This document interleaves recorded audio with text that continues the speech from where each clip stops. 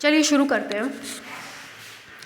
कल हम लोग का चल रहा था लेंथ ऑफ अ कर्व, है ना। लेंथ ऑफ अ कर्व में कुछ चीज़ें रह गई थी।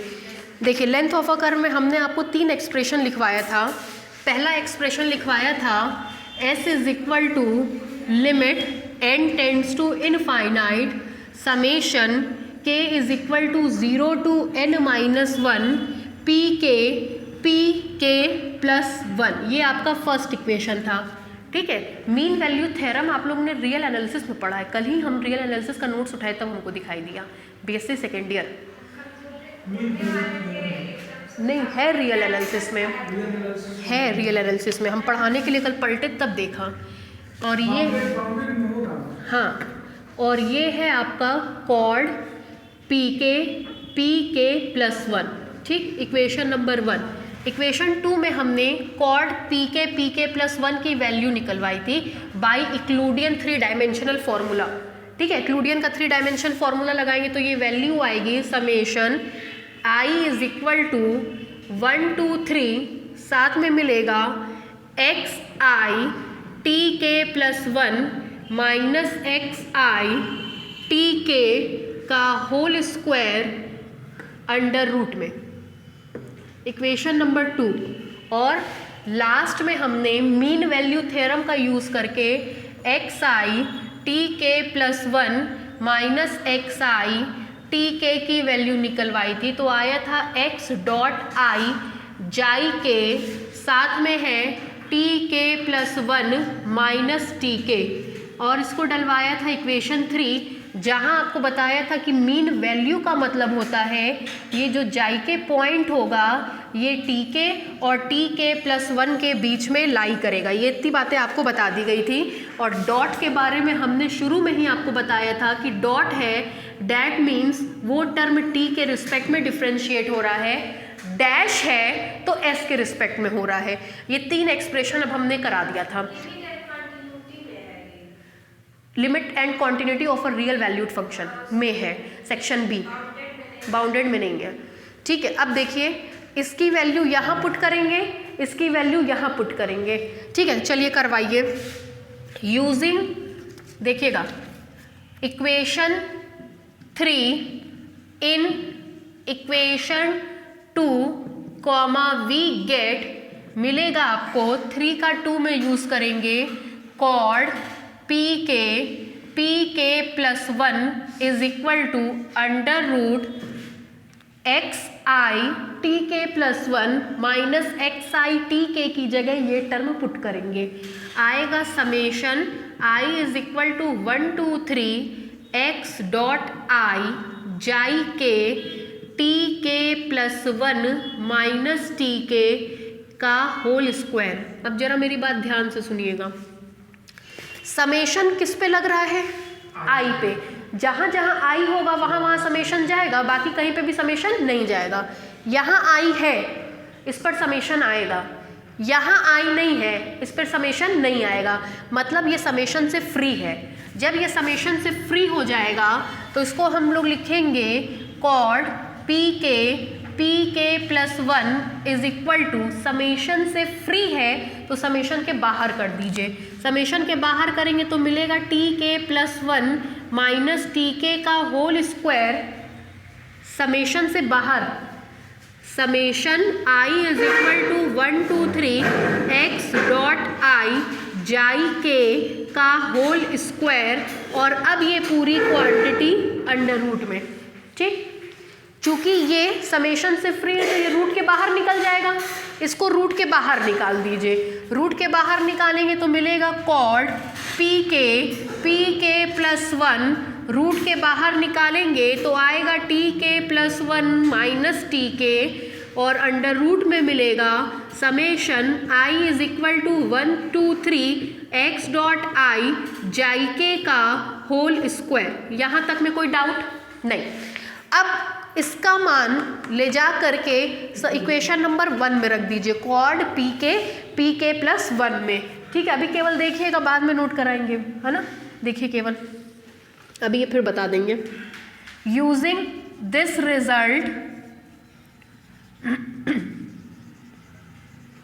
इन इक्वेशन 1 कॉमा वी गेट, इस रिजल्ट का यूज इक्वेशन 1 में करेंगे तो आएगा s is equal to limit n tends to infinite summation k is equal to 0 to n minus 1 cod p k की जगह T k plus 1 minus T के और अंडर रूट में मिलेगा summation i is equal to 1 2 3 x dot i जाई k का whole square.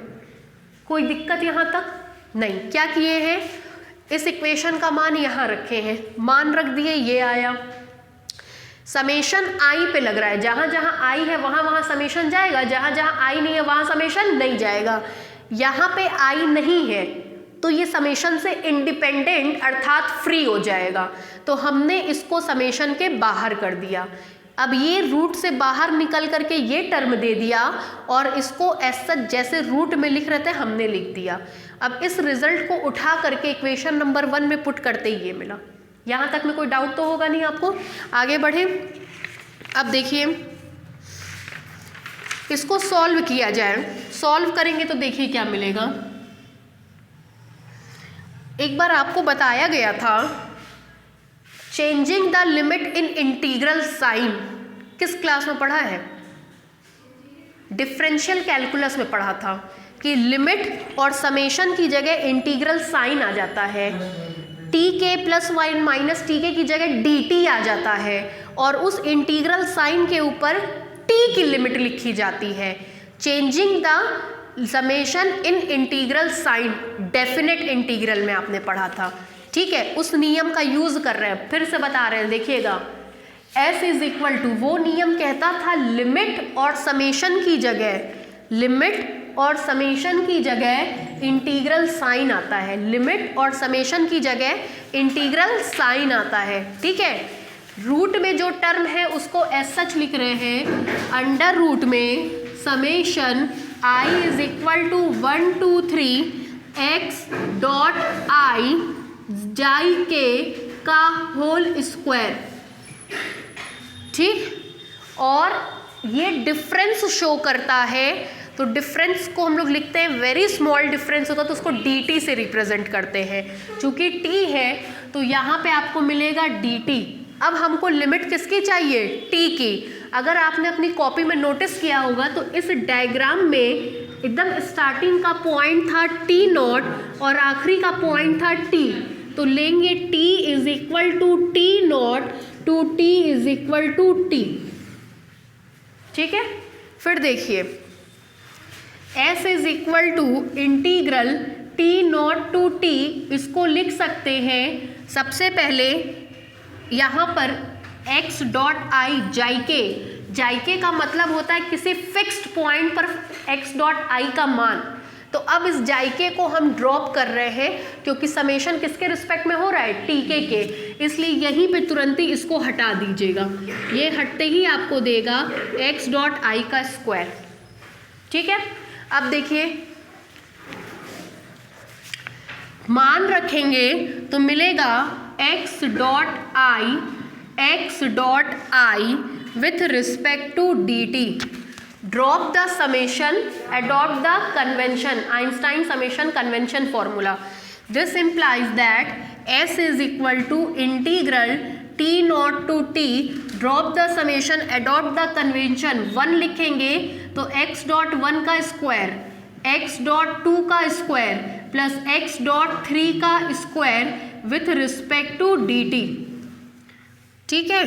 फिर देखिए दिस इम्प्लाइज दैट, ये पहला फॉर्मूला है, दिस इम्प्लाइज दैट, अब इसको डिफ्रेंशिएट करिए, डिफ्रेंशिएट करेंगे तो इधर मिलेगा ds बाई dt और डिफ्रेंशिएट करने पर इंटीग्रल साइन हट जाएगा, आपको मिलेगा अंडर रूट में x डॉट 1 का स्क्वायर प्लस x डॉट 2 का स्क्वायर प्लस x डॉट 3 का square. This implies that ds by dt is equal to, इसको लिखा जाता है आइंस्टाइन समेशन कन्वेंशन से x डॉट आई, ठीक है। x डॉट आई का मतलब x डॉट आई का स्क्वायर। फिर देखिए नाउ इसको भी मान लीजिए इक्वेशन नंबर, कोई मान लीजिए इसको, मान लीजिए इक्वेशन नंबर 4, इसको मान लीजिए इक्वेशन नंबर 5, दोनों फॉर्मूले हैं। अब इसको देखिएगा, now equation 5 can be written as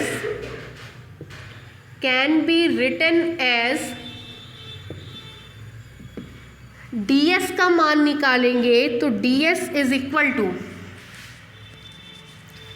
इसका मतलब होता है dxi बाई dt, रूट से निकलेगा तो एक dt। ओवरऑल ये समझ लीजिए कि इसको हम टोटल डिफरेंशिएट कर रहे हैं t के रिस्पेक्ट में, तो जब इंटीग्रेट करेंगे t के रिस्पेक्ट में तो dt से dt कैंसिल, क्या बचेगा ds। यहाँ पे करेंगे तो इस वाली क्वांटिटी का मतलब होता है dxi बाई dt, रूट से निकल करके dxi बाई dt, और इंटीग्रेट करेंगे t के रिस्पेक्ट में तो केवल क्या बचेगा dxi, फिर उसको रूट में लेकर के जाएंगे तो मिलेगा dx डॉट i का dx डॉट i। किसी को डाउट हो तो बोलिए, ठीक है। क्या बोले, ये क्वांटिटी रूट से निकलेगी तो x डॉट i बनेगी, क्योंकि रूट में 2 बार है। x डॉट i का मतलब dx बाई dt, हमने दोनों पक्षों में t के रिस्पेक्ट में टोटल डिफरेंशिएट किया है, इंटीग्रेट किया है, तो ये dt से dt कट जाएगा टोटल इंटीग्रेशन की परिभाषा से, और केवल क्या बचेगा dxi, और dxi को रूट में लिखेंगे dxi, तभी वो रूट से निकल करके केवल क्या देता है dxi। क्लियर है। अब देखिए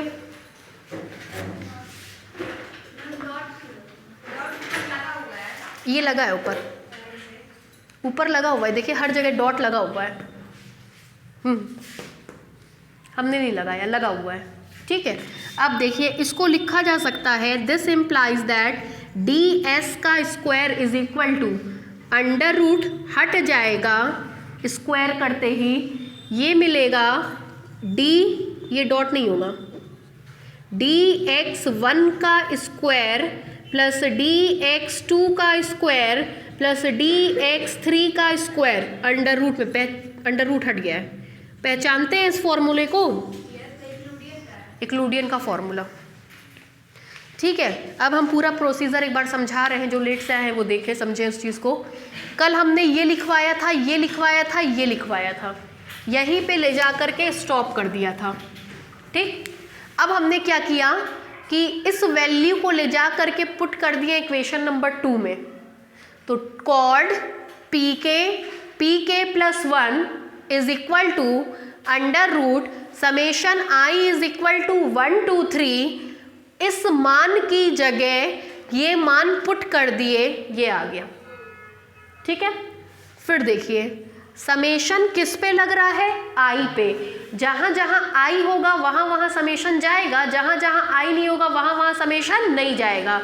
मतलब अगर इसको देखें तो इसमें i है तो यहाँ समेशन आएगा, लेकिन यहाँ पे समेशन नहीं आएगा, मतलब ये समेशन से इंडिपेंडेंट है, अर्थात ये समेशन से फ्री है। तो इसको समेशन के बाहर कर दीजिए इस प्रकार से, ये समेशन के बाहर आ गया, मिला tk माइनस tk का square summation i is equal to 1 2 3 x dot i जाइके का स्क्वायर।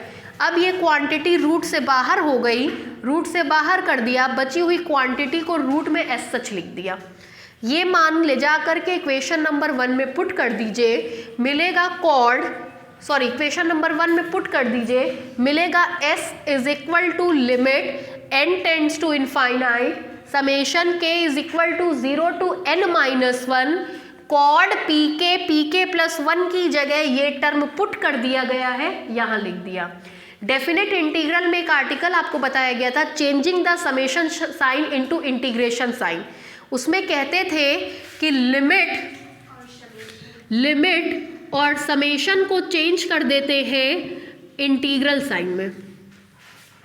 लिमिट समेशन की जगह लगा दिया इंटीग्रल साइन, ये रूट वाला टर्म एस सच उतारा, ये चेंज इन टी दिखा रहा है, टी के प्लस 1 एक पॉइंट, टी के उसके जस्ट बगल वाला पॉइंट, मतलब दो अगल बगल के पॉइंट के बीच का डिफरेंस दिखा रहा है, जिसको हम डी टी से लिखते हैं। दूसरी चीज, जाइके का मतलब एक्स डॉट आई की वैल्यू जाइके पे, जाइके टीके और टीके प्लस 1 के बीच में वेरी कर रहा है। टीके और टीके प्लस 1 जाहिर सी बात है टी नॉट और टी के बीच में आता है डायग्राम में, और जाइके इसी के बीच का कोई पॉइंट था। तो जब अब हमने लिमिट टी नॉट से टी तक ले ली तो उसमें ये दोनों भी पॉइंट आ गया और उसमें जाइके भी आ गया, इसलिए हमने जाइके को यहां से रिमूव कर दिया है। ठीक है, ये नियम है जब आप लिमिट और समेशन को चेंज करते हैं इंटीग्रल साइन में, तो उसमें 5 पॉइंट लिखवाए जाते हैं, उसी 5 पॉइंट में से ये लिखा गया है। ठीक है, डेफिनेट इंटीग्रल चैप्टर में है, बीएससी फर्स्ट ईयर। ठीक, अब देखिए ये लिमिट यहां से यहां तक लिए टी नॉट से टी तक, ये टर्म था, इसको हमने लिख दिया drop the summation adopt the convention, Einstein summation convention formula से बस इतना लिख दिया, dt को उतार दिया, s is equal to t naught to t, expand किया आइंस्टाइन समेशन कन्वेंशन से, तो 1 x dot 1 that is x dot 1 का स्क्वायर प्लस x डॉट 2 का square plus x dot 3 that is x dot 3 का square. ठीक, उसके बाद दोनों पक्षों में डिफ्रेंशिएट किया t के रिस्पेक्ट में, तो ds बाई डी टी, आपको पता है इंटीग्रेशन और डिफ्रेंशिएशन एक दूसरे के उल्टे प्रोसीजर होते हैं, इंटीग्रल साइन हट जाएगा और ये पूरा का पूरा टर्म यहाँ पे लिखा जाएगा ds by d T. In short इसको आइंस्टाइन समेशन कन्वेंशन से फिर ये लिख दिया। अब दोनों पक्षों में t के रिस्पेक्ट में डिफ्रेंशिएट कर रहे हैं, मोटा मोटी ऐसे कहिए टोटल डिफ्रेंशिएशन की परिभाषा लगा रहे हैं। टोटल डिफ्रेंशिएशन की परिभाषा कहती है dx is equal to del x by del t with respect to d t. चूंकि x केवल एक वेरिएबल का फंक्शन है तो ये dx by d t with respect to d t, ये टोटल डिफ्रेंशिएशन की परिभाषा होती है। टोटल डिफ्रेंशिएशन की परिभाषा लगाए तो मिला हमको, यहाँ देखिए ds बाई डी टी, यहाँ पे भी dt का मल्टीप्लाई किया, यहाँ पे भी dt का मल्टीप्लाई किया, तो dx by d t with respect to dt ds में कन्वर्ट हो गया। और रही बात इसकी, तो x डॉट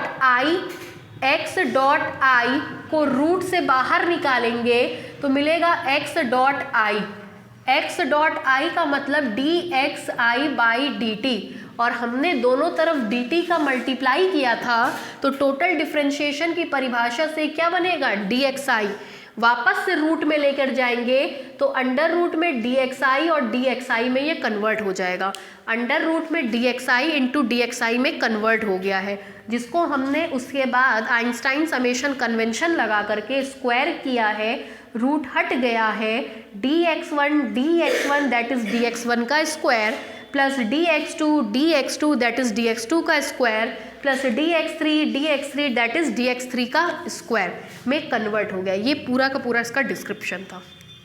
कुछ पूछना चाहते हैं, कोई डाउट? ये टोटल डिफ्रेंशिएशन की परिभाषा से कन्वर्ट हुआ है। टोटल डिफ्रेंशिएशन की परिभाषा के लिए दोनों पक्षों में dt का मल्टीप्लाई किया गया है, dt का मल्टीप्लाई किया गया है। ठीक है, उतार लीजिए, उतारिए यहाँ से, यहाँ से, हाँ यूजिंग से,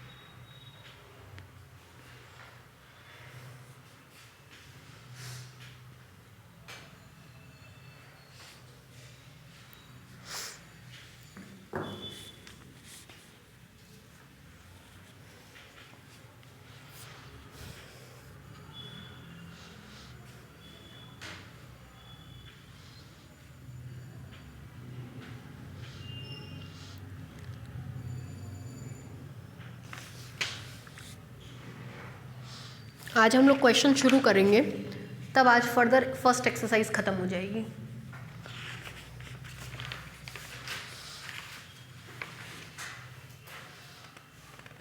फर्स्ट नहीं, फर्स्ट सेकंड दोनों ख़त्म हो जाएगी। 2 टॉपिक हमने साथ में पढ़ाया है। अब इसके बाद टेंजेंट पढ़ाएंगे। टेंजेंट और ये फर्स्ट और सेकंड एक्सरसाइज के हैं।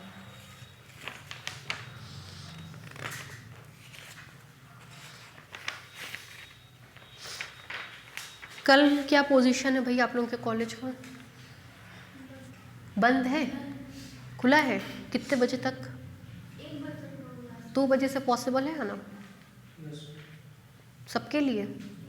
तो कल 2 बजे से रहेगा, है ना। जब टाइम मिल रहा है तो 2-2 घंटा पढ़ लीजिए, फिर सर का एक्स्ट्रा शुरू हो जाएगा ना, तो फिर बैठ नहीं पाएंगे। और उधर जितना फ्री होंगे जनवरी फरवरी में आपके लिए अच्छा है, कम से कम पढ़ने को टॉपिक रहेगा, मटेरियल रहेगा। इस समय समझ लीजिए हम तो यूनिवर्सिटी से ऑफ ले रखे हैं, आपके सर जा रहे कह रहे हर एक बच्चे के मुँह पे प्रणय ट्यूटोरियल का नाम है मैम। क्या हमको यूनिवर्सिटी में पहचान ही यही मिल गई है कि प्रणय ट्यूटोरियल में पढ़ाते हैं सर। रीज़न केवल एक, आपका कोर्स समय से कंप्लीट हो रहा है, सिर्फ सिंगल रीज़न है। मतलब छटके बच्चे आ रहे हैं ऑनलाइन वाले एडमिशन लेने के लिए, केवल एक रीज़न से कि एकदम समय के साथ आपका कोर्स कंप्लीट हो रहा है इस समय। सोचिए, हालांकि इस समय एडमिशन लेना कोई समझदारी नहीं होती है। होता क्या, जो बच्चे शुरू से पढ़ते हैं उनको पता है कि ये मैम कैसे पढ़ाती हैं, उनका तरीका क्या है। नए बच्चों को ना टीचर के साथ टैकल होने में भी टाइम लग जाता है, क्योंकि सबका तरीका अलग अलग होता है पढ़ाने का।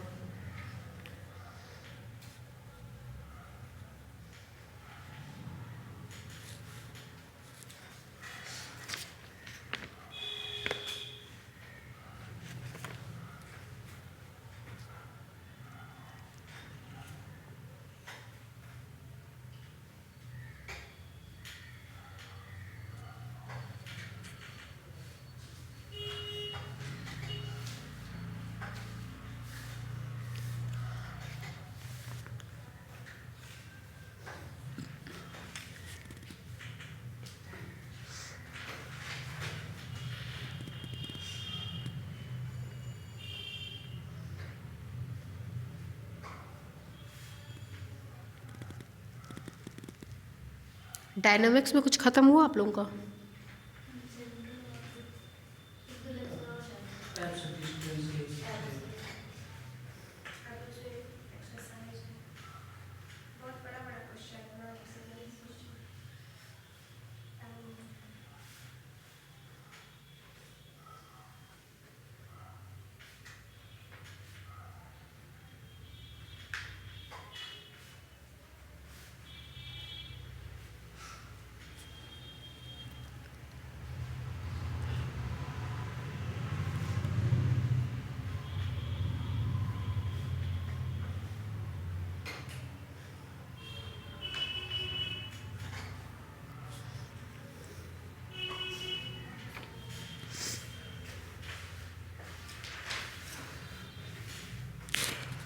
हो जाएगा, सब हो जाएगा। जब 2 महीने में इतना खिंचा गया है ना, तो अपने आप 2 महीने में और खिंचा जाएगा।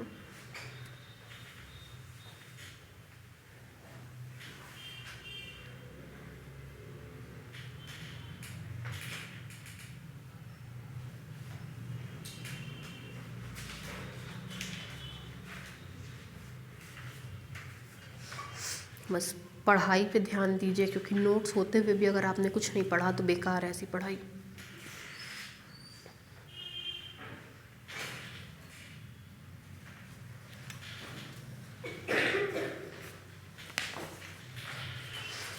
हो गया भाई?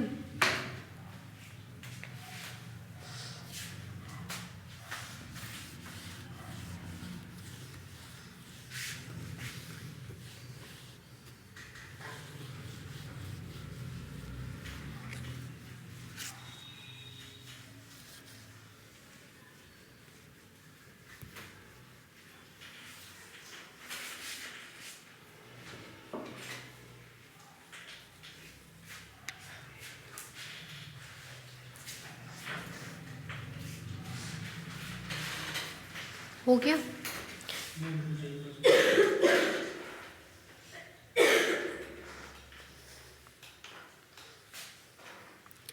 ये फॉर्मूला लेंथ देता है, ये वाला फॉर्मूला आपका लेंथ देता है, और ये फॉर्मूला आपका लाइन एलिमेंट देता है। ठीक है, एस मतलब length of the arc, ds मतलब उसका कोई छोटा सा एलिमेंट ले लेंगे, उस एलिमेंट की लेंथ, चूंकि वो एलिमेंट बहुत छोटा है इसीलिए उसकी लेंथ को ds से दिखा रहे हैं। ds मतलब बहुत छोटा डिफरेंस, मतलब अगल बगल के नेबरिंग पॉइंट्स के बीच का डिस्टेंस। तभी हमने tk+1 माइनस tk की जगह dt लिखा था, क्योंकि वो दोनों नेबरिंग पॉइंट्स थे, अगल बगल के पॉइंट्स थे। और ds मतलब दो नेबरिंग पॉइंट्स के बीच की डिस्टेंस, ds। ठीक है, जिसको लाइन एलिमेंट कहते हैं। लिखिए इस बात को, बोले, देखिए, where ds is called the, where ds is called the element of length s, element of length s, element of length s, और linear element, और linear element, element of length s और लीनियर एलिमेंट। हो गया। Next headline डालिए, tangent to a curve, tangent to a curve, tangent to a curve. पहले तो हमको आप साधारण भाषा में ये समझाइए कि किसी कर्व के टेंजेंट का क्या मतलब होता है। स्पर्श रेखा मतलब किसी भी टेंजेंट जो है रेखा किसी भी लाइन पे उसके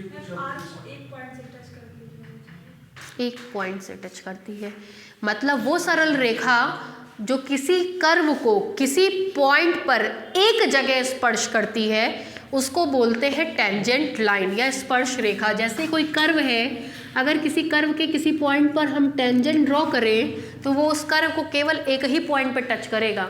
ये नहीं होना चाहिए कि ये कर्व है, ये रही टेंजेंट काटते पीटते हुए चली गई, केवल और केवल उस कर्व को कितने पॉइंट पे टच करेगी, एक पॉइंट पे। दूसरी बात, किसी कर्व के अलग अलग पॉइंट पर टेंजेंट लाइन अलग अलग होती है। ठीक है, किसी कर्व के एक पॉइंट पर एक यूनिक टेंजेंट लाइन होती है। ठीक, अब हम लोग टेंजेंट लाइन का इक्वेशन अपने इस डीजी में पढ़ेंगे कि डीजी में कैसे टेंजेंट लाइन का इक्वेशन डिटरमाइन किया जाता है। ठीक है, लिखिए,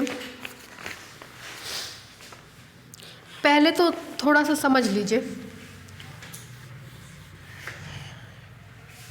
मान लीजिए टी आई को कहते हैं यूनिट टेंजेंट वेक्टर। क्या कहते हैं? Unit tangent vector. अगर ये यूनिट टेंजेंट वेक्टर है तो जाहिर सी बात है इसकी मॉड वैल्यू 1 रही होगी, तभी इसको यूनिट टेंजेंट वेक्टर कहते हैं। यूनिट टेंजेंट वेक्टर उस टेंजेंट की दिशा को दिखाता है। यूनिट टेंजेंट वेक्टर उस टेंजेंट की दिशा को दिखाता है। जैसे आप आई कैप, जे कैप, के कैप पढ़े थे, आई कैप एक्स एक्सिस के अलोंग यूनिट वेक्टर होता था, मतलब आई कैप एक्स एक्सिस की दिशा में कंपोनेंट को दिखाता था। अगर हम कोई वेक्टर लिख दें a = 3i cap plus 4j cap plus 5k cap, तो आप समझ जाते थे कि ये वेक्टर एक्स एक्सिस की दिशा में 3 यूनिट दे रहा है, वाई एक्सिस की दिशा में 5 यूनिट दे रहा है, जेड एक्सिस की दिशा में 4 और इसमें 5 यूनिट दे रहा है। कैसे पता? क्योंकि आई कैप एक्स एक्सिस की दिशा में यूनिट वेक्टर था, जे कैप वाई एक्सिस की दिशा में यूनिट वेक्टर था और के कैप जेड एक्सिस की दिशा में यूनिट वेक्टर था। दैट मीन्स आई कैप का काम एक्स एक्सिस को रिप्रेजेंट करने का था, जे कैप का काम वाई एक्सिस को रिप्रेजेंट करने का था, के कैप का काम जेड एक्सिस को रिप्रेजेंट करने का था। ठीक उसी तरीके से किसी भी टेंजेंट को रिप्रेजेंट करने का काम टी आई करता है। टी आई को कहते हैं unit tangent vector. Unit tangent vector मतलब इसका मॉड वैल्यू 1। आपको पता है आई का भी मॉड वैल्यू 1 होता था। ठीक है, तो यूनिट वेक्टर्स जो होते हैं वो उस एक्सेस की दिशा को रिप्रेजेंट करते हैं। ये यूनिट टेंजेंट वेक्टर है तो ये टेंजेंट की दिशा को रिप्रेजेंट करेगा, पहली बात। दूसरी चीज, टी आई का जो मान होता है वो होता है D x i by D S. मतलब एक्स आई को किसके रिस्पेक्ट में रिप्रेजेंट करेंगे, एस के डिफ्रेंशिएट करेंगे, इसलिए इसको लिखते हैं एक्स डैश आई। क्या लिखा जाता है, x dash I. X dash I को और क्या लिख रहे हैं देखिएगा, एक्स डैश आई का मान ये D x i by d T upon D S by d T. D T से डी टी कैंसिल हो जाएगा, कोई भी चीज़ इम्बैलेंस नहीं होगी। इसको लिख सकते हैं एक्स डॉट आई, इसको लिख सकते हैं एस डॉट। बस कहानी यहीं पलट गई। अब सुनिए, कर्व का इक्वेशन हमको पता है x i is equal to x i t. कोई कह दे यूनिट टेंजेंट वेक्टर निकालो तो एक्स आई किसके रिस्पेक्ट में डिफ्रेंशिएट होगा, एस के, लेकिन एक्स आई तो एस के रिस्पेक्ट में डिफ्रेंशिएट ही नहीं हो सकता क्योंकि वो तो किसका फंक्शन है, टी का, वो किसके रिस्पेक्ट में डिफ्रेंशिएट होगा, टी के। तो ऐसी परिस्थिति में हम पहले एक्स डॉट आई निकालेंगे। एक्स डॉट आई निकालने का मतलब D x i by d T निकालेंगे, वो तो संभव है। और तो और ले लीजिए महिमा, इसके बाद हम D S by d T निकालेंगे और D S by d T का फॉर्मूला अभी हमने निकलवाया है अंडर रूट एक्स डॉट 1 का स्क्वायर प्लस एक्स डॉट 2 का स्क्वायर प्लस एक्स डॉट 3 का स्क्वायर। मतलब हमको हर हाल में ये आर्क लेंथ निकालना पड़ेगा, ठीक है। अब आया आर्क लेंथ का यूज़, इसलिए इसका यूज़ है कि अगर हमको यूनिट टेंजेंट चाहिए तो हमको ये चाहिए होगा और ये इस फॉर्मूले से निकलेगा, ठीक है। आगे बढ़े, लिखिए,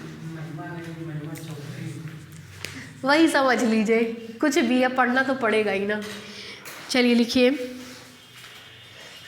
टेंजेंट टू अ कर्व में लिखिए the component of a unit tangent vector, the component of unit tangent vector, the component of unit tangent vector at any point P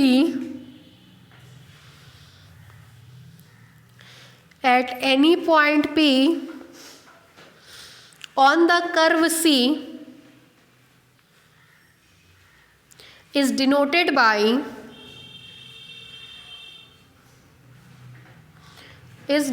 by T I. किसी भी कर्व के किसी point पर खींचे गए tangent का यूनिट वेक्टर किससे represent करते हैं, टी आई से। Is represented by denoted by t i and is defined as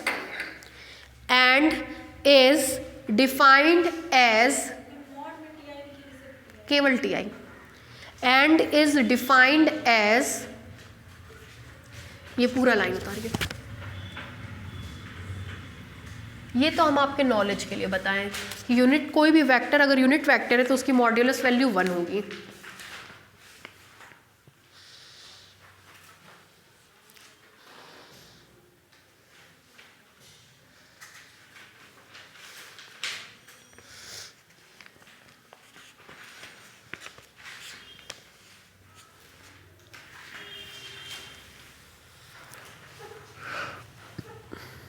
ठीक है, ये यूनिट टेंजेंट वेक्टर को निकालने का तरीका है। इस प्रकार से हम यूनिट टेंजेंट वेक्टर को निकालते हैं, ठीक है। हाँ, कौन दोनों? नहीं, बस ये डब्बे वाला, ठीक है।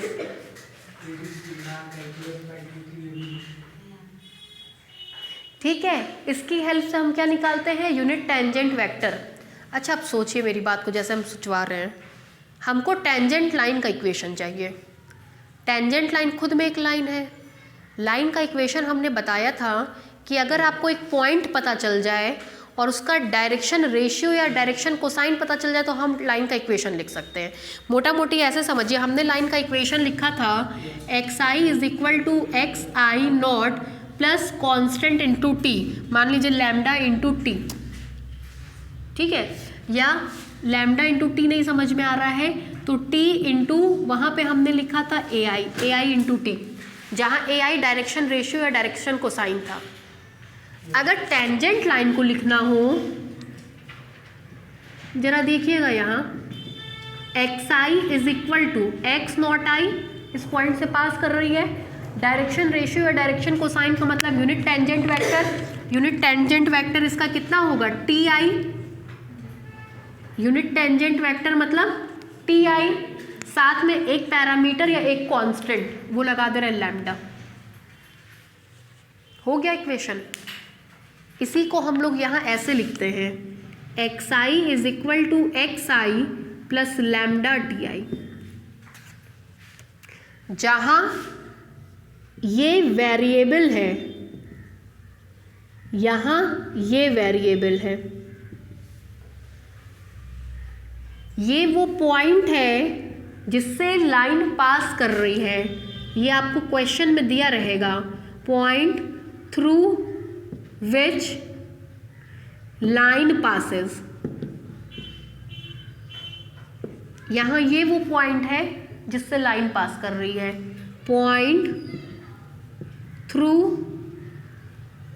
विच टेंजेंट पासेस, ये क्वेश्चन में दिया रहेगा कि किस पॉइंट से पास कर रहा है। लैम्डा कांस्टेंट है, T i unit tangent vector है। ये हमने आपको बताया कि कैसे हम इसकी हेल्प से ये लिख रहे हैं। अगर लाइन का इक्वेशन ये होता है, ये वेरिएबल, ये वो पॉइंट जिससे लाइन पास कर रही है, डायरेक्शन रेशियो या डायरेक्शन कोसाइन का मतलब होता है unit tangent vector, unit tangent vector constant T लिखते थे, इज इक्वल टू टी आगे लिखा था, हमने लिखा था T be any parameter, parameter मतलब कांस्टेंट टर्म, तो यहाँ पे हमने क्या ले लिया है लैम्डा। ये टेंजेंट लाइन का इक्वेशन है जो आपकी किताब में ऐसे दिया गया रहेगा।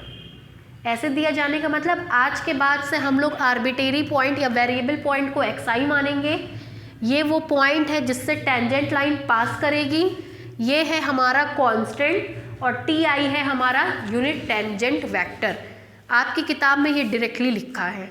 अब ये कहाँ से आया आपको समझ में आ गया होगा। लाइन का इक्वेशन, उसको हमने इसमें ट्रांसफॉर्म किया टेंजेंट के इक्वेशन में, फर्दर देन उसको इसमें ट्रांसफॉर्म कर दिया। आज के बाद से वेरिएबल एक कैपिटल एक्स आई होगा, स्मॉल एक्स आई वो पॉइंट होगा जिससे लाइन पास करती है, लैम्डा कांस्टेंट होगा और T i unit tangent vector होगा। इसलिए ऐसे पढ़ा रहे हैं क्योंकि जब क्वेश्चन में दिया रहता है तो दिमाग नहीं चलता है। कंसेप्ट क्लियर रखिए। इधर जो होता है वो वेरिएबल होता है, इधर जो होता है वो पॉइंट होता है जिससे लाइन पास करती है, ये यूनिट टेंजेंट होता है और ये पैरामीटर होता है। इस तरीके से अगर पढ़ेंगे तो दिक्कत नहीं आएगी। इक्वेशन के इधर वेरिएबल, इक्वेशन के इधर वो पॉइंट जिससे लाइन पास कर रही है, प्लस एक constant lambda into unit tangent vector T I. ठीक है, अभी नॉर्मल लाइन का भी लिखवाएंगे इसलिए समझा रहे हैं। ठीक है, रिमार्क कर लीजिए, लिखिए रिमार्क।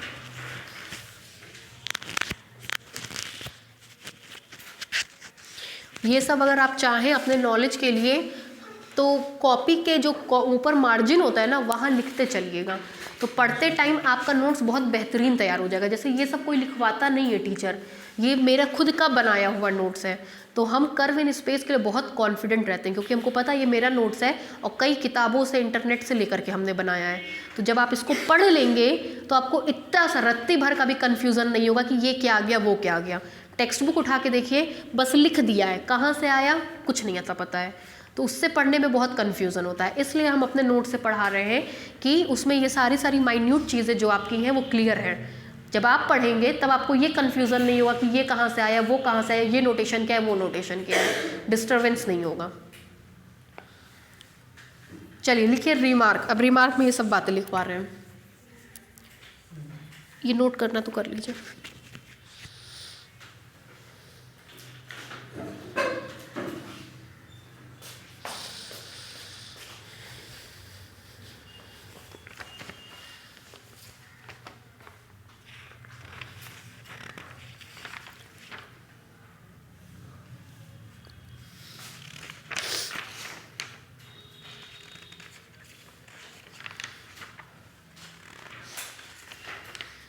कल पढ़ाएंगे ऑर्डर ऑफ कॉन्टैक्ट, ठीक है, उसमें से एक क्वेश्चन फिक्स है आना पेपर में। बढ़े आगे भाई।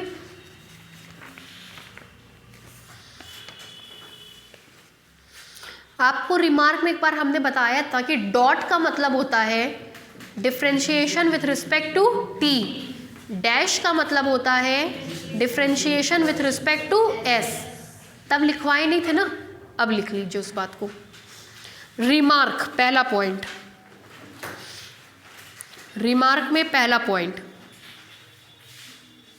बोले, लिखिए द डेरिवेटिव ऑफ एक्स आई। अभी तक केवल एक चीज में इंडेक्स नीचे लगता है और वो क्या है, यूनिट वेक्टर ई आई, है ना। द डेरिवेटिव ऑफ एक्स आई, आई ऊपर, with respect to parameter s, small s, with respect to parameter small s will be denoted by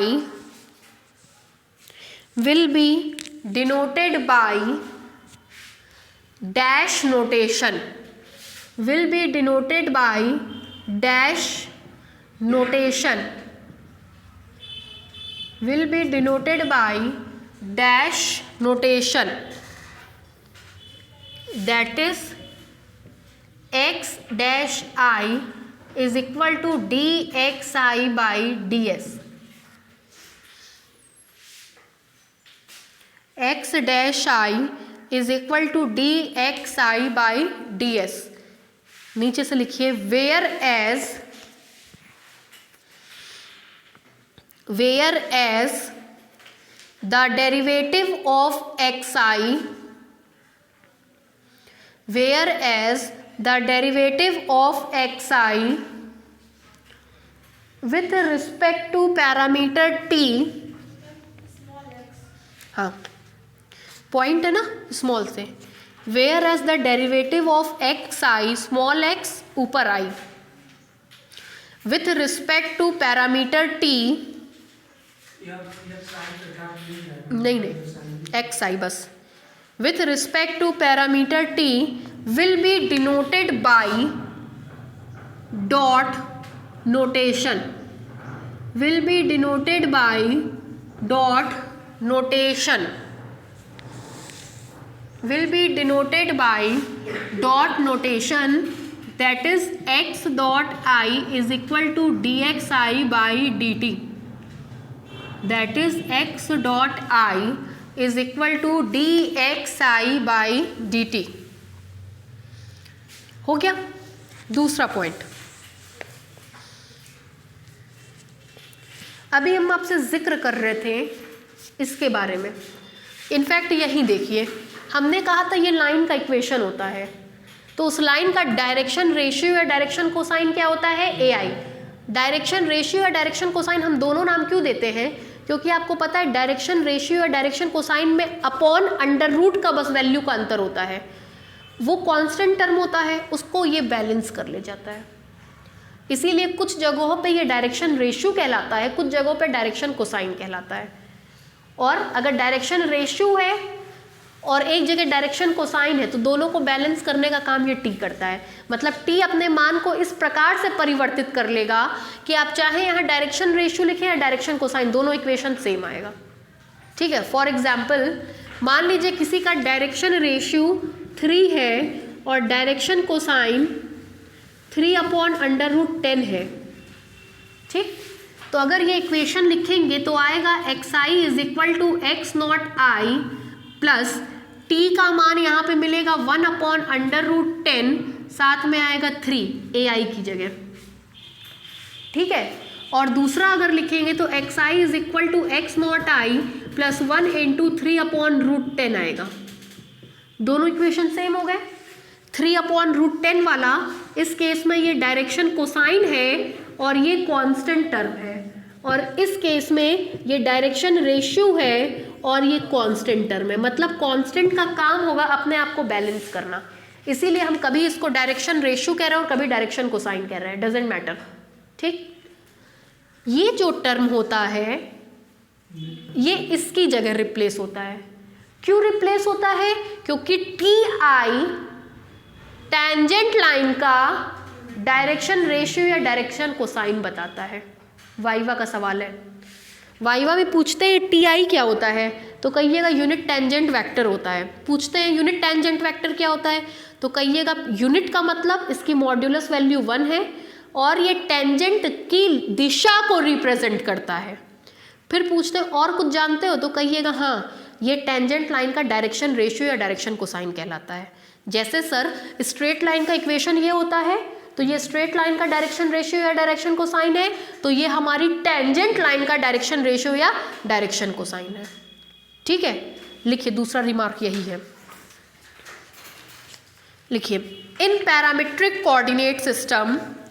दूसरा remark, in parametric coordinate system, in parametric coordinate system comma x dot I,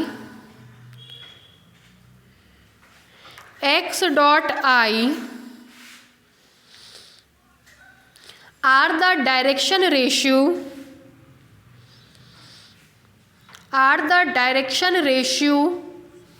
of the tangent to the curve at point P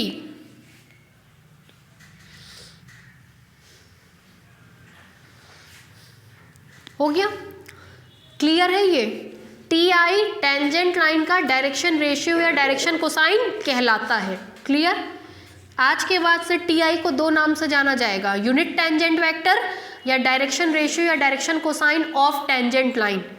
ठीक है, ये सब दिमाग में set करते चलिए, अपने बहुत काम आएगा आगे, और जरा सी आपकी कंफ्यूजन आपका पूरा चैप्टर ले डूबेगी। ये वाला स्टेटमेंट लिखिए, the in parametric coordinate system x dot I,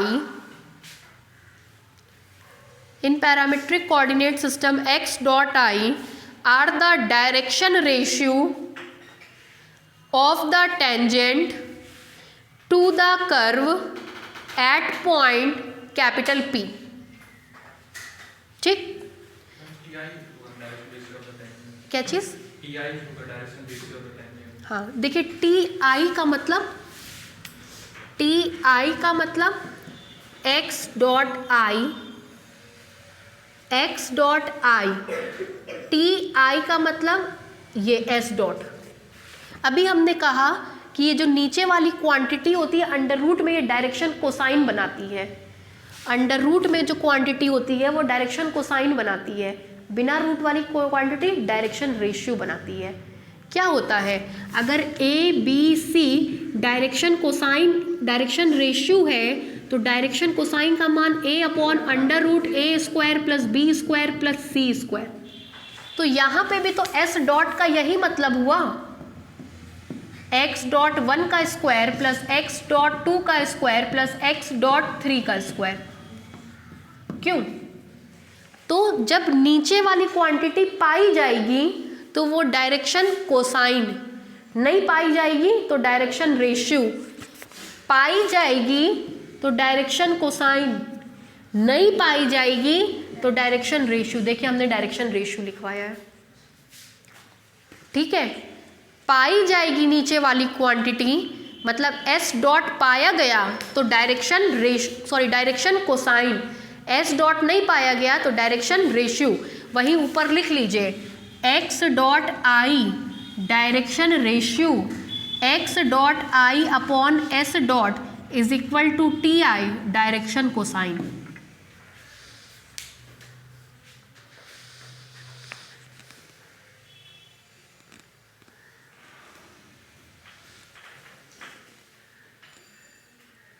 ठीक है, आगे बढ़े। तीसरा पॉइंट इसके बारे में लिखवाने चल रहे हैं। ये लाइन का इक्वेशन था, x I x not I constant, direction ratio, फिर मेरा डायरेक्शन रेशियो डायरेक्शन कोसाइन किस में कन्वर्ट हो गया, टी आई, टी आई। ठीक, इसी इक्वेशन को हमने इसमें चेंज कर दिया। एक्स आई वेरिएबल पॉइंट या आर्बिटेरी पॉइंट, एक्स आई वो फिक्स पॉइंट जिससे टेंजेंट पास करेगा, ये कांस्टेंट, ये डायरेक्शन कोसाइन, और ये लिखेंगे तो डायरेक्शन रेशियो। ठीक है, लिखिए।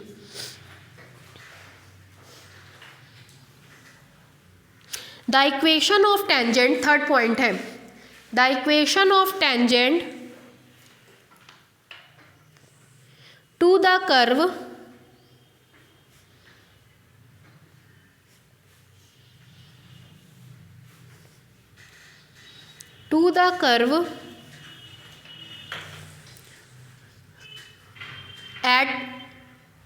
at its point pxi, at its point pxi, देखिए at its point pxi point दिया गया है, मतलब टेंजेंट इसी से पास कर रहा है, ये फिक्स पॉइंट है इसलिए यहाँ xi लिखें। ठीक है, at point pxi is given by, ये लाइन लिखिए, यहाँ पे बस x डॉट आई कर लीजिएगा। x डॉट आई का मतलब डायरेक्शन रेशियो, टी आई का मतलब डायरेक्शन कोसाइन, इसलिए x डॉट आई करा दिए हैं क्योंकि x डॉट आई निकालना ज़्यादा सुविधाजनक है। क्यों भाई, एक बार डिफ्रेंशिएट करके ये निकालना ज़्यादा सुविधाजनक है with respect to s dot निकालने के। तो जब इक्वेशन में x डॉट आई होगा तो आपके लिए सुविधाजनक होगा, सीधे सीधे एक बार डिफ्रेंशिएट करके रख देंगे, इसको निकालने से आप बच जाएंगे। ठीक है, इसलिए हमने x डॉट आई लिखवा दिया है। नीचे लिखिए वेयर कैपिटल एक्स आई क्या है, वेरिएबल पॉइंट। किसी भी इक्वेशन में ये ऐसे ही दिखेगा, ये चेंज नहीं होगा क्योंकि ये वेरिएबल है। जैसे स्ट्रेट लाइन का equation y is equal to m x plus c, y और x वेरिएबल पॉइंट है। ठीक है, या स्ट्रेट लाइन का इक्वेशन किसी भी फॉर्मेट में आप पढ़ेंगे हमेशा x और y दिखता है, वो चेंज नहीं होता है। लिखिए where capital x i r, ARER, capital x i r variable point और आर्बिटेरी पॉइंट, वेरिएबल पॉइंट और arbitrary point on the tangent, on the tangent and lambda will be the parameter, and lambda will be the parameter, and lambda will be the parameter। हो गया fourth point. x dot आई पता लिखवा दिए ना ऊपर वाले remark में, x dot आई क्या हो गया, डायरेक्शन रेशियो, जस्ट ऊपर लिखवाया है। ठीक है, फोर्थ पॉइंट लिखिए मान लीजिए दुर्भाग्यवश कर्व का इक्वेशन पैरामीट्रिक फॉर्म में हो, तब कैसे निकालेंगे वो बताने चल रहे हैं। फोर्थ पॉइंट में आपको पता है कि कर्व का इक्वेशन, सॉरी पैरामीट्रिक कह रहे हैं, इंटरसेक्शन ऑफ टू सरफेसेस के फॉर्म में हो, और चेंज ना करना चाहे तो क्या करेंगे वो बताने चल रहे हैं। ठीक है, मान लीजिए हमसे कहा गया है कि टेंजेंट लाइन का इक्वेशन निकालो, तो टेंजेंट लाइन का इक्वेशन निकालने के लिए आपको एक तो पॉइंट चाहिए जिससे टेंजेंट पास कर रहा है, दूसरा एक्स डॉट आई चाहिए। एक्स डॉट आई तो तब मिलेगा जब आपके कर्व का इक्वेशन इस फॉर्म में होगा, मतलब पैरामीट्रिक फॉर्म में होगा। अगर कर्व पैरामीट्रिक फॉर्म में नहीं है, मतलब इंटरसेक्शन ऑफ टू सरफेसेस के फॉर्म में है, f1 x1 x2 x3 is equal to 0, f2 x1 x2 x3 is equal to 0, आपका कर्व इस फॉर्मेट में है, तब किस प्रकार से टेंजेंट का इक्वेशन निकालेंगे वो बताने चल रहा है। ठीक है, एक तो भाई इन्होंने कहा एकदम सही बात है कि इसको मैम चेंज कर दीजिए पैरामीट्रिक फॉर्म में, फिर निकालिए। अगर नहीं चेंज करना चाहे तो उसके लिए बता रहे हैं। लिखिए 4th point, if the equation of the curve, if the equation of the curve is in the form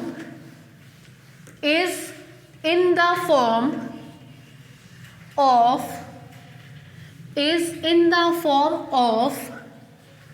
intersection of two surfaces, is in the form of intersection of two surfaces, is in the form of intersection of two surfaces, that is ये, नीचे से लिखिएगा, that is ये। समझ में आ रहा है आप लोगों को? घर जाके पढ़ते हैं, ईमानदारी से बताइएगा एकदम। नहीं, अगर नहीं पढ़ते हैं तो ये मेरी एडवाइस है, चाहे एडवाइस समझ लें, चाहे रिक्वेस्ट समझ लें, चाहे जो मना है वो समझ लें, धमकी समझ लें, पढ़िए प्लीज़ घर जाके। कर्व इन स्पेस एकदम नहीं आएगा, एकदम नहीं आएगा, बहुत टफ है। ऐसे समझिए हम भी आपके साथ पढ़ रहे हैं, हम कभी ये नहीं कहते कि कर्व इन स्पेस में मेरा बहुत कमांड है, जबकि ये नोट्स मेरा खुद का बनाया हुआ है और हम बहुत कॉन्फिडेंट हैं अपने इस नोट्स के लिए, क्योंकि इसमें जो बातें कोई टीचर क्लियर नहीं करता है, छोटी छोटी चीज़ें, वो हमने किनारे ढूंढ के लिख रखी है। जैसे ये डायरेक्शन रेशियो और डायरेक्शन कोसाइन वाला ही कंसेप्ट कहीं नहीं लिखा है, कोई नहीं बताता है, ना कोई जानता है। हमने खुद नेट से ढूंढ करके, कई किताबों से ढूंढ करके उस चीज़ को लिखा है अपने समझने के लिए, तो वो हम सब चीज़ें बता रहे हैं। मेरी ये हैबिट नहीं कि हम छुपा ले जाएं। हमको लगता है जो बच्चा सीखने के लायक है वो सीख ले, जो नहीं सीखना चाहता है उसके लिए तो सब बात एकदम बराबर है। ठीक है, तो ये रिक्वेस्ट है कि कम से कम घर जाके रोज़ 1 घंटा खोल के ज़रूर पढ़ा करिए। बहुत लेट तो होती नहीं है, यहाँ से आप लोग 5 बजे चले जाते हैं, हार्डली 6 तक घर पहुँच जाएंगे, खाएंगे पिएंगे 7 बज जाएगा, तब भी आपके पास समय रहता है, खोल के 1 घंटा ज़रूर देखा करिए। कर्व इन स्पेस बहुत इंपॉर्टेंट, बहुत बड़ा चैप्टर है, जैसे आपका मेट्रिक स्पेस में पहला वाला था। तो रिक्वेस्ट यही है कि प्लीज़ इसको साथ ही साथ पढ़ते चलिए। ठीक है, आपका तैयार हो जाएगा तो आपके लिए बहुत बेनिफिशियल रहिएगा। क्या है, एक पॉइंट है, उस पर बेस्ड एक्सरसाइज है। सोचिए 2 एक्सरसाइज आपकी कल तक ख़त्म हो जाएगी, कल हम तीसरी एक्सरसाइज शुरू कर देंगे, इसलिए पढ़ते चलिए। ठीक है, नहीं आएगा समझ में वरना बाद में। चलिए लिखिए, देन इसको डाल लीजिएगा equation number 1। Then we have चलिए अब देखिए, ये हमारा कर्व का इक्वेशन है, इसकी हेल्प से हम टेंजेंट का इक्वेशन निकालना चाह रहे हैं। कैसे निकलेगा बता रहे हैं, देखिए। सबसे पहले इसको हम t के रिस्पेक्ट में डिफ्रेंशिएट करेंगे। इसको डिफ्रेंशिएट करेंगे तो आएगा df1/dt, इसको करेंगे तो आएगा df2/dt। LHS को किया, 0 को डिफ्रेंशिएट करेंगे तो 0 को डिफ्रेंशिएट करेंगे तो 0। ठीक, लेकिन ये क्या, f1 तो फंक्शन है x1 x2 x3 का, और x1 x2 x3 फंक्शन है t के। हमको df1/dt का मान चाहिए। पढ़ा है कभी पार्शियल डिफरेंशिएशन वाली कहानी? यहाँ से यहाँ आएंगे 1 पैरामीटर d हो जाएगा, BSc फर्स्ट ईयर। यहाँ से यहाँ आएंगे डेल हो जाएगा, यहाँ से यहाँ आएंगे 1 पैरामीटर d हो जाएगा। अब रेलगाड़ी बना करके लिख दीजिए, df1/dt is equal to del F1 upon del X1, देखिए मिलेगा del F1 upon del X1, del F1 upon del X1 dx1 upon dt, dx1 upon dt plus, अब ये कहानी x2 के लिए रिपीट करेंगे तो del F1 upon del X2, del F1 upon del X2, del F1 upon del X2 dx2 upon dt, dx2 upon dt। Abhishek समझ रहे हैं डेल और डी क्यों लिखा गया है? एक पैरामीटर होता है तो टोटल डिफरेंशिएशन, एक से अधिक पैरामीटर होते हैं तो पार्शियल डिफरेंशिएशन। जब यहाँ से यहाँ जाते हैं तो एक पैरामीटर दिखा, इसलिए टोटल डिफरेंशिएशन डी। यहाँ से यहाँ गए तो 3 पैरामीटर दिखा, पार्शियल डिफरेंशिएशन डेल। यहाँ से यहाँ गए तो पुनः एक पैरामीटर दिखा, टोटल डिफरेंशिएशन डी। ये हम इसी तरीके से पढ़ाते थे और पूरे शहर क्या पूरे इंडिया में कोई इस तरीके से नहीं पढ़ा था, ये हमने यूट्यूब से ढूंढ के निकाला था। और इस मतलब बच्चे हमको याद है, हम भी कंफ्यूज रहते थे कि कब डेल आता है कब क्या आता है, इसको हम लोग बोलते थे ट्रेन लो। dF1 अपॉन dt, अब शुरू हो जाइए। सबसे पहले हम x1 के लिए चलेंगे तो del F1 upon del x1 dx1 upon dt plus del F1 upon del x2 into dx2 upon dt plus del F1 upon del x3 into dx3 upon dt। Chain rule भी कहते हैं इसको या train rule. Generally आपकी किताब में बस formula दिया रहता है, ये डायग्राम नहीं रहता। ये डायग्राम हर जगह वैलिड है, जितना वेरिएबल मन करे उतना वेरिएबल लेकर के लगा लीजिए, कभी गलत प्रूफ नहीं होगा। इस हिसाब से लगा रहे हैं, आप समझ में आया। तीसरा लिखेंगे तो मिलेगा del F1 upon del x3 dx3 upon dt is equal to 0। इसके लिए लिखेंगे तो यहाँ F2 हो जाएगा dF2 अपॉन dt। इस यहाँ से यहाँ तक पहुँचने के 2 रास्ते, एक रास्ता ये, एक रास्ता ये।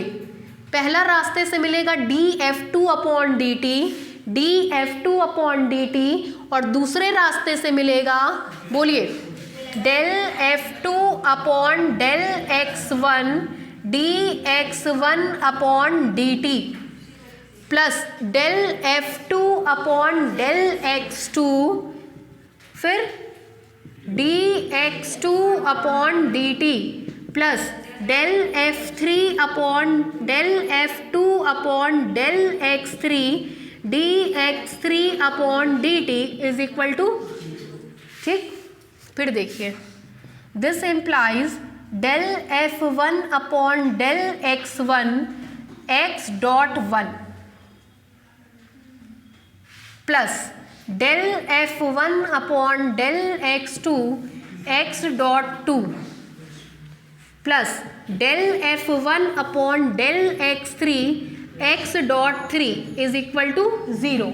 एंड इससे मिलेगा del F2 upon del x1 x dot 1 del F2 upon del x2 x dot 2 del F2 upon del x3 x dot 3 is equal to 0। दोनों समीकरण को सॉल्व कर दीजिए, x dot 1 x dot 2 x dot 3 के corresponding.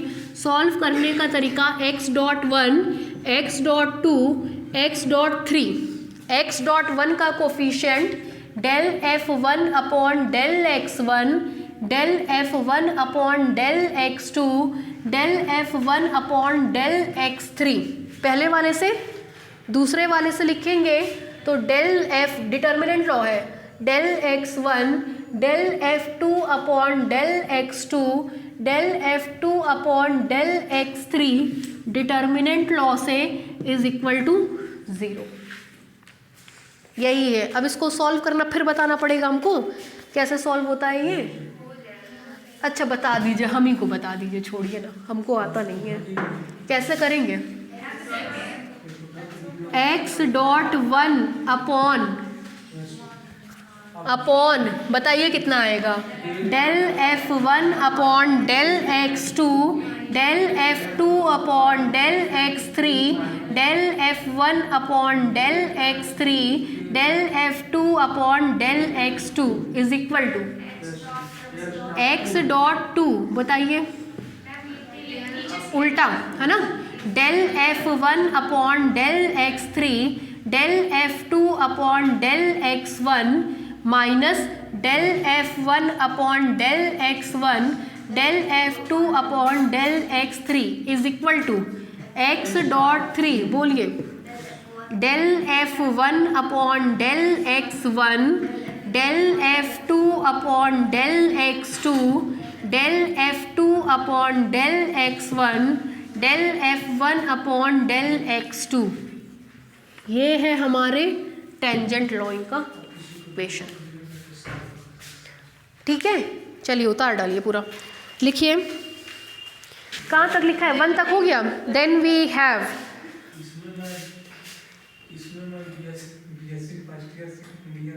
सब है सब है सब है, उतारिए यहाँ से उतारिए।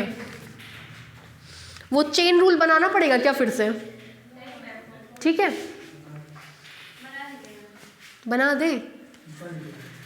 F1 फंक्शन है x1 x2 x3 का, ये फंक्शन है t का, यहाँ से यहाँ तक d, यहाँ से यहाँ तक डेल, यहाँ से यहाँ तक d।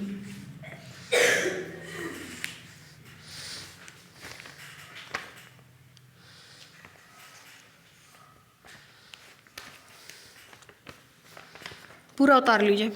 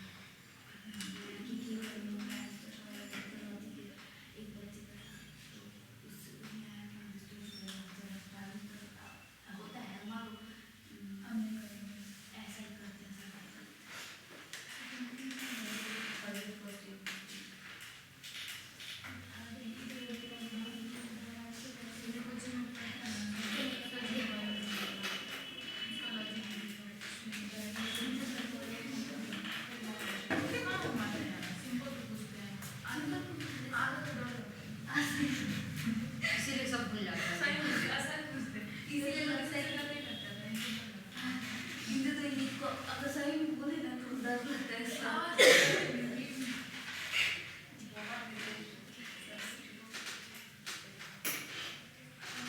हो गया भाई, थोड़ा सा ये बस अब क्वेश्चन कर लिया जाए, हम चाह रहे थे एक आध क्वेश्चन हो जाता ना, तो कम से कम एक आध होमवर्क मिल जाता, है ना।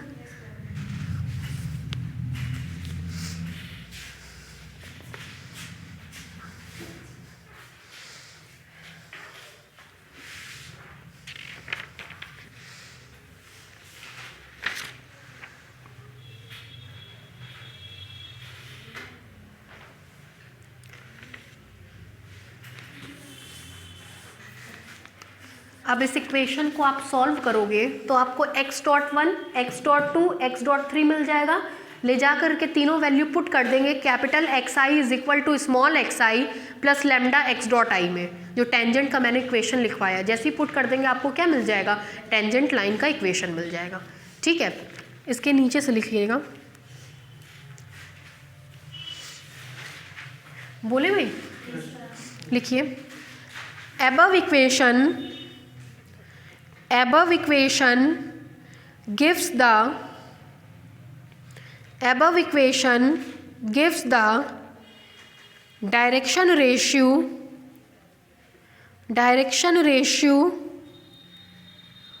of the tangent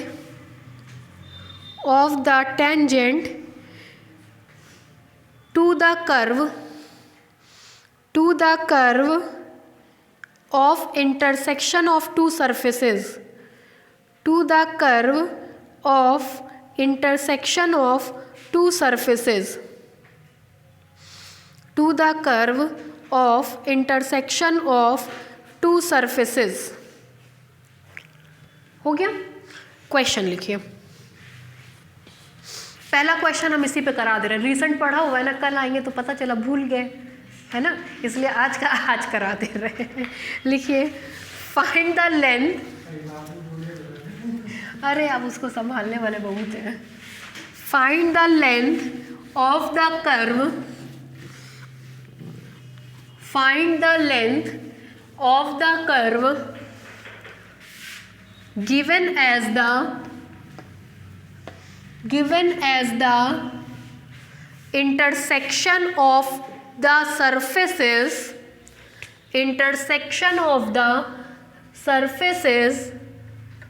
x1 square minus x2 square is equal to c square, comma x2 is equal to x1 tan hyperbolic x3 by c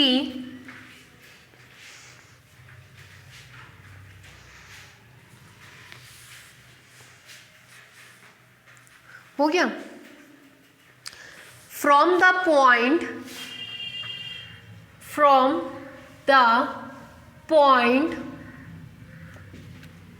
C, 0, 0 to the point x1, x2, x3।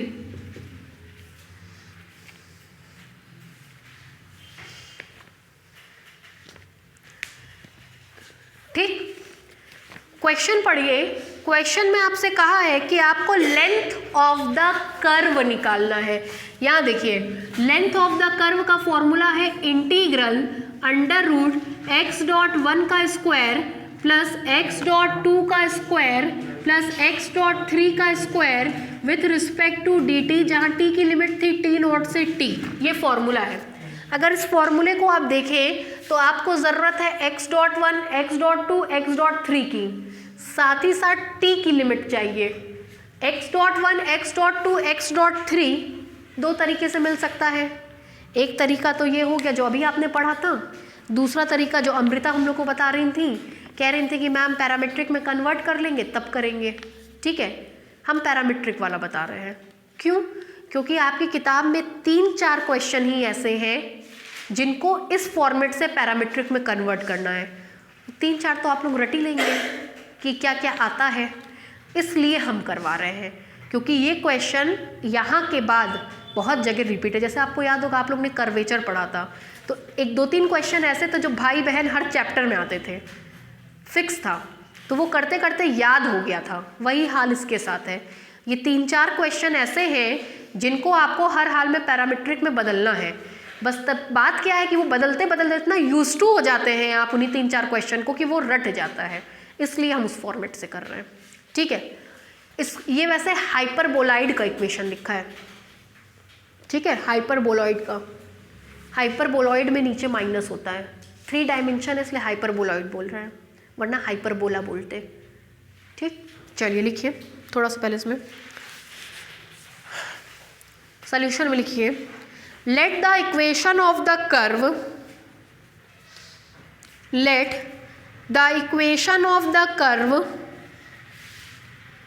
let the equation of the curve in the form of intersection of, in the form of intersection of two surfaces, in the form of intersection of two surfaces is given by, in the form of intersection of two surfaces is given by, equation number 1 लिखिए, बस ऊपर वाला equation number 1 ही लिखिएगा और कुछ मत लिखिएगा।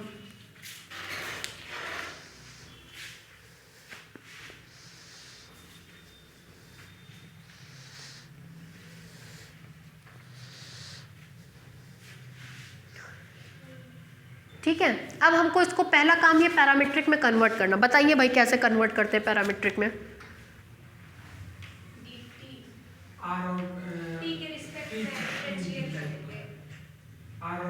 कहाँ पैरामीट्रिक में कन्वर्ट करने के लिए डिफ्रेंशिएट करते हैं? वो तो हिट एंड ट्रायल मेथड होता है कि भाई पता है 3-4 को कन्वर्ट करना है तो क्या क्या मान रखें कि वो उस इक्वेशन को सेटिस्फाई कर जाए। 2 इक्वेशन दिख रहे होंगे, कहते हैं पहले वाले समीकरण में x1 और x2 का ऐसा मान रखो जो इसको सेटिस्फाई करे, साथ ही साथ वही इसको भी सेटिस्फाई कर जाए।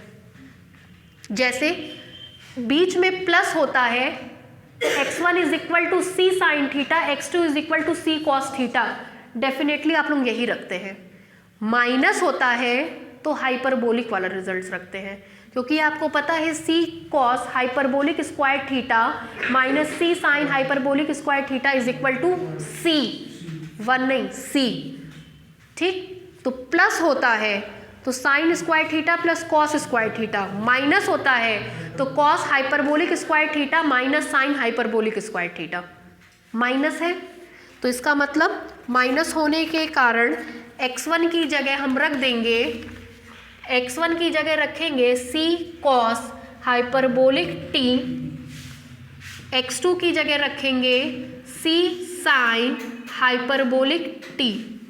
रखिए c square cos square hyperbolic t minus c square sine hyperbolic square t, c common, c square बाहर हो जाएगा, cos square hyperbolic t minus sine square hyperbolic t is equal to 1, c square into 1 is equal to c square. कर गया satisfy? दोनों मान को ले जा करके यहाँ पे रख दीजिए, इस प्रकार से रखिए कि आपको x3 का मान मिल जाए। रख के दिखा रहे हैं, देखिएगा। Substituting this value in the second equation of surface given in equation 1 comma we get रखवाइए। x2 की जगह c sine hyperbolic t is equal to x1 की जगह c cos hyperbolic t tan hyperbolic x3 by c।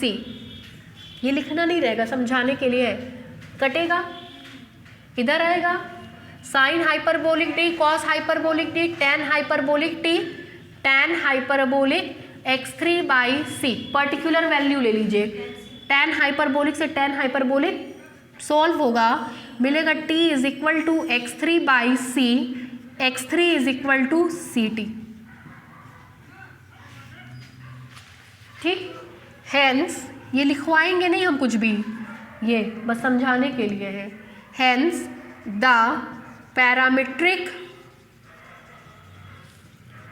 Equation of given curve is, लिखिए पहला है आपका x1 is equal to c cos hyperbolic t, x2 is equal to c sine hyperbolic t, x3 is equal to ct। मिल गया। फिर देखिए this implies that, उस फॉर्मूले के हिसाब से x.1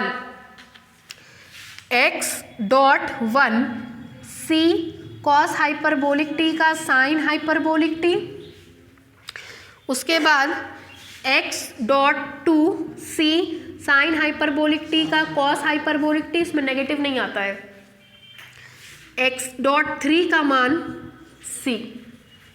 ठीक, फिर देखिए if s be the arc length of the given curve, then formula लिखने चल रहे हैं, s is equal to integral under root x.1 का स्क्वायर प्लस x.2 का स्क्वायर प्लस x.3 का square with respect to dt। Limit किसकी चाहिए, t की, यहाँ से निकालेंगे this point to this point, that means this is give the lower limit and this gives the upper limit। यही आसान लग रहा है, इसी को ले लीजिए, सबसे छोटा इक्वेशन यही है। x3 का मान जब 0 रखेंगे तो t का मान 0, t इज इक्वल टू 0। ठीक, और x3 का मान जब x3 रखेंगे, x3 का मान जब x3 रखेंगे तो t का मान t, t का मान दिख रहा होगा x3 बाई c, लेकिन हम t का मान t ले रहे हैं।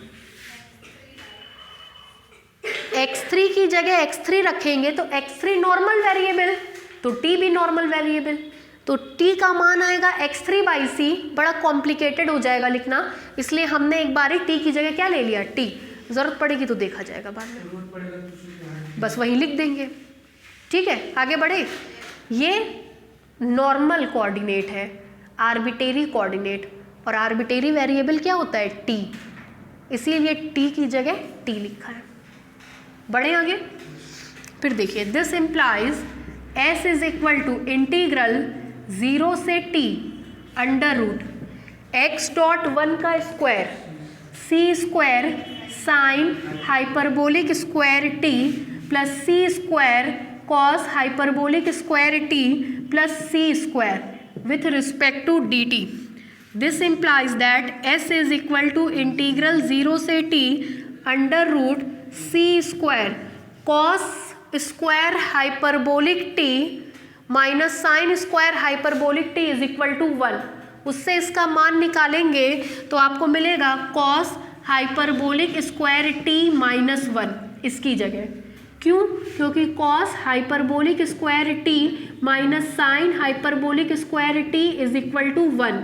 इस एक्सप्रेशन की हेल्प से साइन हाइपरबोलिक स्क्वायर t का मान निकालेंगे तो cos hyperbolic square t minus 1, फिर आएगा plus c square cos hyperbolic square t plus c square with respect to d t. मेरे ख्याल से सी स्क्वायर से सी स्क्वायर कैंसिल हो जाएगा, मल्टीप्लाई करते ही सी स्क्वायर से सी स्क्वायर कैंसिल मिलेगा। This implies s is equal to integral 0 से टी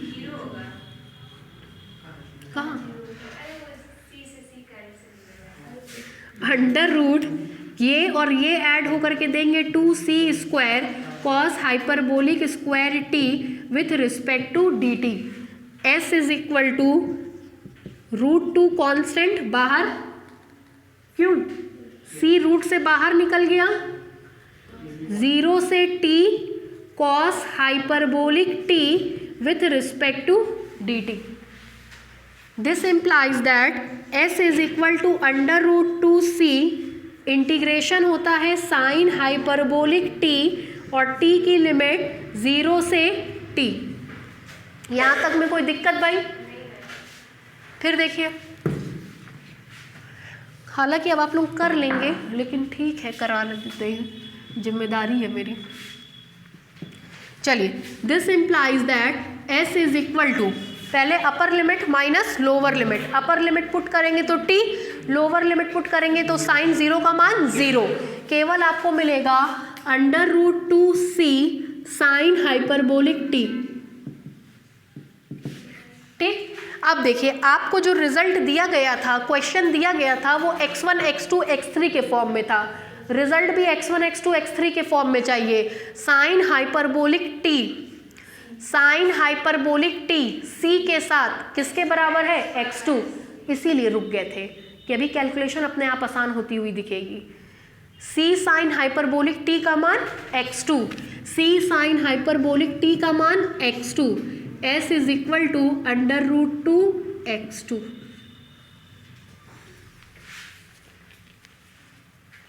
ठीक है, उतारिए,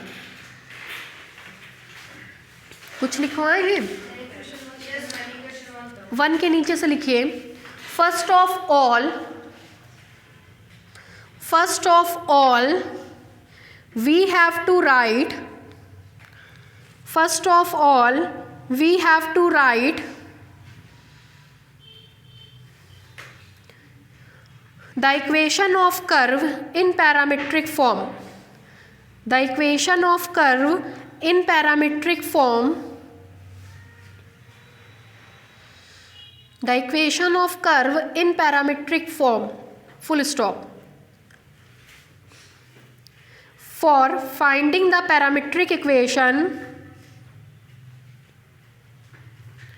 for finding the parametric equation, for finding the parametric equation, comma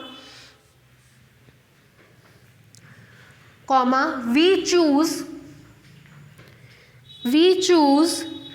x1 and x2, we choose x1 and x2 in such a manner that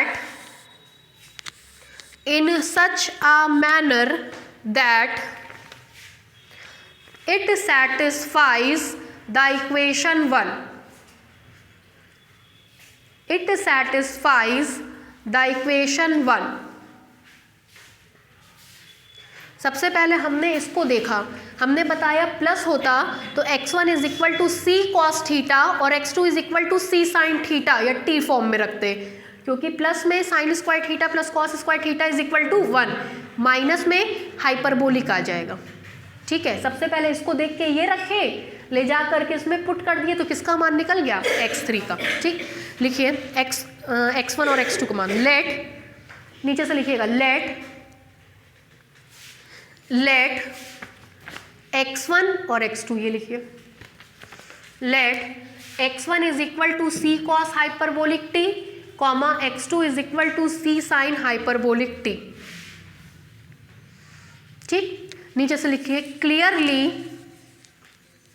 clearly this value of x1 and x2, this value of x1 and x2 must be satisfy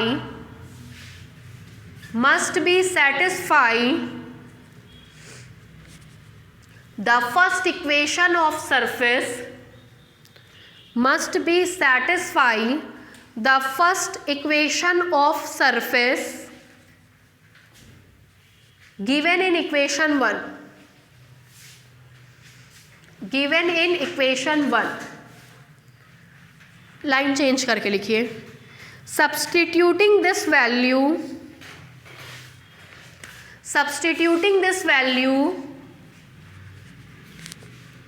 in the second equation of surface,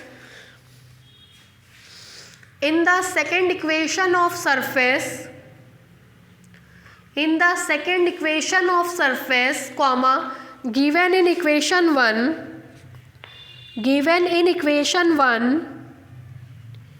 comma, we get, given in equation 1, comma, we get, directly ये लिखवा रहे हैं, ठीक है, क्योंकि ये सब अब बिलो स्टैंडर्ड कहलाता है, वो अलग बात थी कि समझाने के लिए दिखा दिया इतना, ठीक है।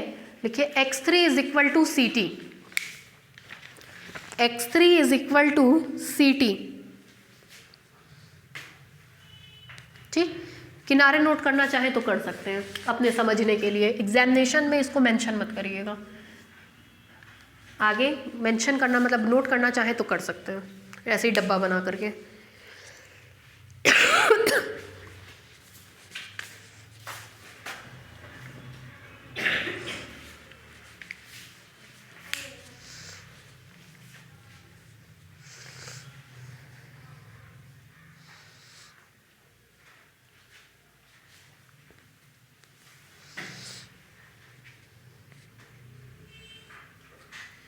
हो गया,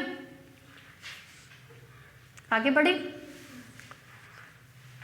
नीचे से लिखिए, hence the parametric form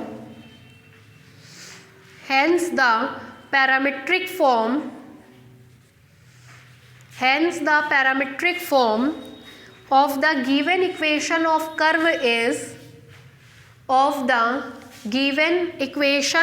curve is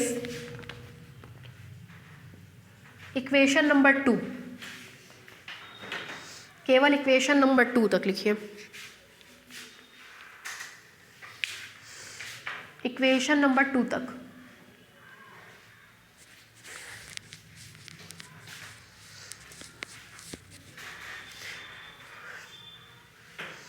हो गया इक्वेशन 2। अब थोड़ा सा लिमिट के बारे में लिख लीजिए, ठीक है। लिखिए लाइन चेंज करके, for the point C, 0,0, एक बार देख लीजिए यहाँ, जैसे किसी के दिमाग में ये नहीं होना चाहिए मैम ने ये लेके कर दिया, इसकी जगह C पुट करेंगे, C से C कट जाएगा, cos hyperbolic T is equal to 1, cos hyperbolic T is equal to 1 की जगह लिखेंगे cos 0, तब भी t की वैल्यू कितनी आएगी 0। फिर यहाँ 0 रखेंगे x2 की जगह, तो sine hyperbolic t is equal to 0 और 0 की जगह साइन 0, तब भी t की वैल्यू 0। x3 में 0 रखेंगे तो ct is equal to 0, that is t is equal to 0। कोई भी मान क्यों ना रखें वो हमेशा क्या आएगा 0, ठीक है। लिखिए for the point C, 0,0 bracket में होगा, comma we have t is equal to 0,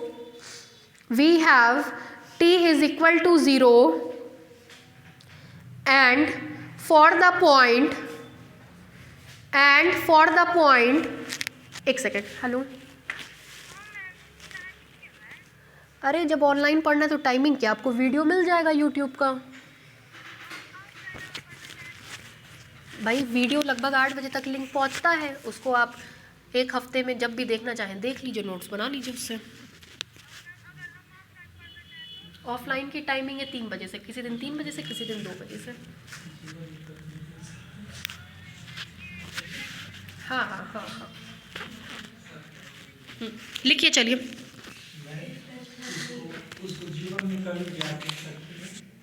किसको? जो लिंक पहुंचे आप नहीं, जीवन में नहीं, अब बंद करने लग गए। हमको क्या पता था आप लोग वीडियो बेचना शुरू कर देंगे, है ना। ये इतना दिमाग चलता होगा, पढ़ाई लिखाई छोड़ के बिजनेसमैन बन जाओ, क्यों? लिखिए, for the point x1, x2, x3 and for the point x1, x2, x3, देखिए ये आर्बिटेरी पॉइंट है ना। आर्बिटेरी पॉइंट के लिए पैरामीटर भी क्या होगा? आर्बिटेरी, और आर्बिटेरी पैरामीटर होता है t। And for the point x1, x2, x3, we have t is equal to t, we have t is equal to t। ठीक है, नीचे से लिखिए, differentiating equation 2 with respect to t, we get differentiating equation 2 with respect to t, we get, हो गया। अब यहां से लेकर के पूरा उतार लीजिए, यहां से यहां, ये फिर यहां उतार लीजिए। उतारने के बाद कैमरा बंद कर दीजिएगा, सर आएंगे तो स्टार्ट कर लीजिएगा।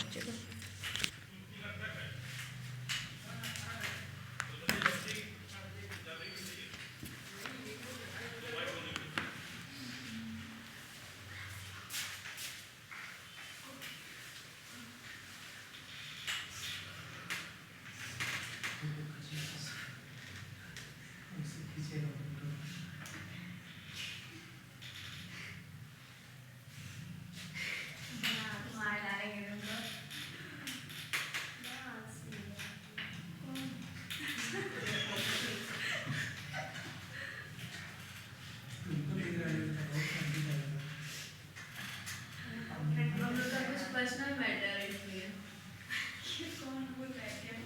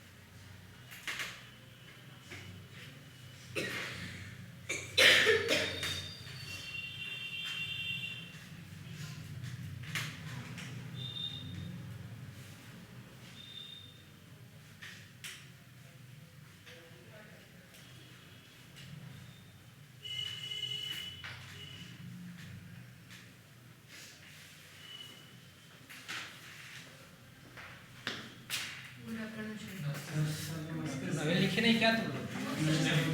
लिख लो। 10 मिनट काजल बड़ा सर को देखे मैं सीरियस को देखे